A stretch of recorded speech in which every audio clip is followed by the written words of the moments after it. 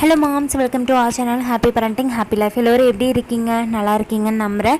நம்மளோட சேனலில் baby care tips, baby food recipes, pregnancy tips எல்லாமே போட்டுட்ருக்கோம். உங்களுக்கு இந்த மாதிரியான டிப்ஸ் எல்லாமே யூஸ் ஆகும் அப்படின்னா கண்டிப்பாக நம்மளோட சேனலை சப்ஸ்கிரைப் பண்ணி வச்சுக்கோங்க. அண்ட் பெல் ஐக்கானையும் கிளிக் பண்ணி வச்சுக்கோங்க. அப்போ தான் நான் போடுற வீடியோஸ் எல்லாமே உங்களுக்கு அப்டேட் ஆகிட்டு இருக்கும். ஓகே, நான் இன்றைக்கி ஒரு முக்கியமான வீடியோவோட தாங்க வந்திருக்கேன். ரொம்ப முக்கியமான வீடியோன்னு சொல்லலாம். அது என்னென்னு பார்த்தீங்கன்னா, பிறந்த பச்சிளம் குழந்தையோட தொப்புள் கொடி இருக்குது இல்லைங்களா, அது வந்துட்டு உதிர்ற வரைக்கும் நம்ம அதையே ரொம்ப கேர் பண்ணி பார்த்துக்கணும். சரிங்களா? அதை எப்படி பராமரிக்கணும் அப்படின்னு தாங்க பார்க்க போகிறேன். ஃபஸ்ட்டு வந்துட்டு நம்ம குழந்தை பிறந்த உடனே வந்துட்டு கட் பண்ணி கிளிப் போட்டு கொடுத்துருவாங்க. அண்ட் நார்மல் டெலிவரி, சிசேரியன் எதுவாக இருந்தாலும் 1 or 3 டேஸில் நம்ம வீட்டுக்கு போயிடுவோம். ஆனால் அது வரைக்கும் வந்துட்டு நர்ஸ் வந்துட்டு நம்மளோட குழந்தைய நல்லா தொடச்சி கேர் பண்ணி பார்த்துப்பாங்க. அண்ட் வீட்டுக்கு போனதுக்கப்புறம் பார்த்திங்கன்னா வந்துட்டு வீட்டுக்கு போகும்போதே நம்ம டாக்டர் வந்துட்டு ஏதோ ஒரு ஆயின்மெண்ட் கொடுப்பாங்க. குழந்தைக்கு அந்த காயத்துக்கு போகிறதுக்கு, அதாவது தொப்புள் கொடிக்கு வந்துட்டு மருந்து போகிறதுக்கு ஏதோ ஒரு மருந்து கொடுப்பாங்க. நான் வந்து என்ன மருந்து யூஸ் பண்ணேன், என்னோடய டாக்டர் எது கொடுத்தாங்க நான் இங்கே வந்துட்டு காமிக்கிறேன். நீங்கள் வேணால் இந்த மருந்து வாங்கிக்கலாம். ஆர் உங்கள் டாக்டர் என்ன மருந்து உங்களுக்கு ரெஃபர் பண்ணுறாங்களோ அதை வாங்கி யூஸ் பண்ணலாம்.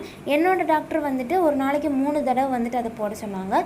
ஓகேங்க, நீங்கள் வீட்டுக்கு போனதுக்கப்புறம் வந்துட்டு பாப்பாவுக்கு குளிக்க வைக்கிறீங்க அப்படின்னா வந்துட்டு பாத் டப்பில் போட்டு ஊற வச்சுலாம் குளிக்கக்கூடாது. அதாவது அந்த இடத்த ஊற வச்சுலாம் நீங்கள் எதுவுமே பண்ணக்கூடாது. ட்ரையாக தான் வச்சுக்கணும். அந்த தொப்புள் கொடி உதிர வரைக்கும் நம்ம வந்துட்டு அந்த ஏரியாவை ட்ரையாக வச்சுக்கணும்.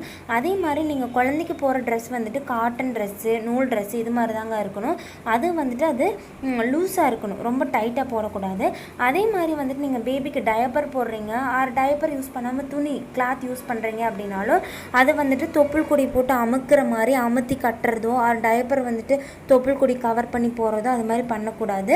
நீங்கள் எது பண்ணுறதுனாலுமே தொப்புள் கொடிக்கு கீழே தான் வந்துட்டு டயப்பர் போடுறனால போட்டுக்கணும், கிளாத் கட்டுறனால கட்டிக்கணும். அதை ப்ரெஸ் பண்ணி நீங்கள் எதுவுமே பண்ணக்கூடாது, அதை டிஸ்டர்ப் பண்ணவே கூடாதுங்க.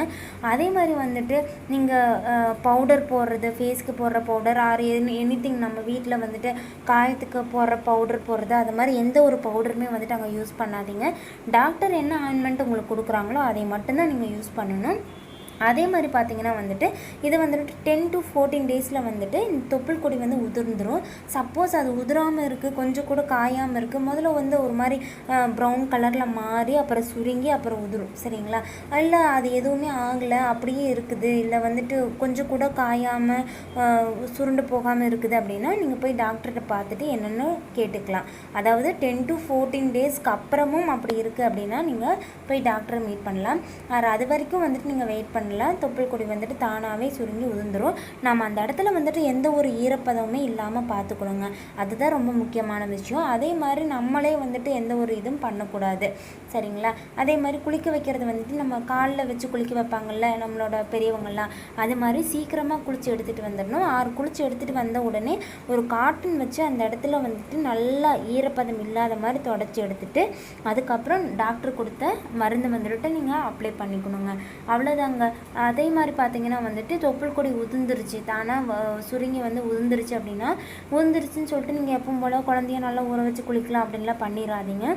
ஒரு 3-4 நாளைக்கு வந்துட்டு அந்த காயம் வந்துட்டு உள்காய் இருக்குது இல்லைங்களா, அது உதிர்ந்ததுக்கப்புறம் வந்துட்டு ஒரு 3-4 நாளைக்கு நீங்கள் கண்டிப்பாக இதே மாதிரி கேர் பண்ணிக்கோங்க, மருந்து போட்டுக்கோங்க.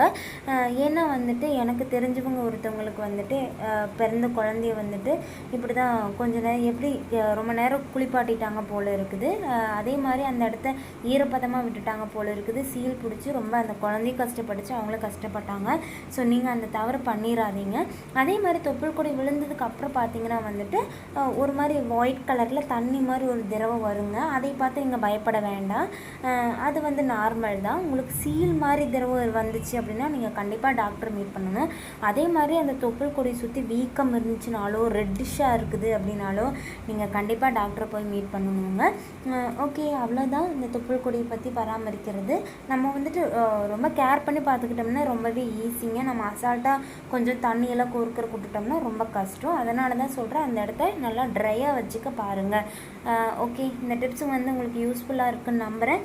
நான் வேறொரு தகவலோடு உங்களை மீட் பண்ணுறேன். அண்ட் கண்டிப்பாக நம்மளோட சேனலை சப்ஸ்கிரைப் பண்ணி வச்சுக்கோங்க. Thank you friends.